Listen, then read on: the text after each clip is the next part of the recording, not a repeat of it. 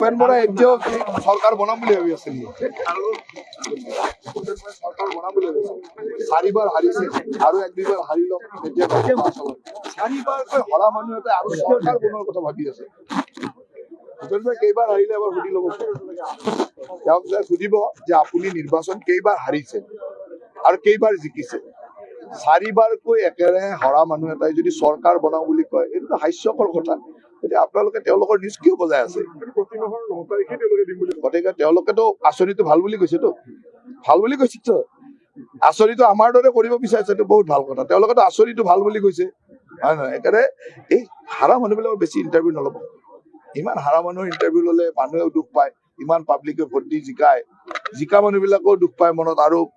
মানুহে ভাবে যে হাৰা মানুহকো ইমান টিভিত ওলাই বুলি ভাবে গতিকে ভূপেন বৰা আজিৰ তাৰিখত 4বাৰকৈ ইলেকশ্যন হাৰিছে 4বাৰ ইলেকশ্যন হাৰা মানুহে চৰকাৰ বনোৱা কথা ক'লে শোভা নাপায়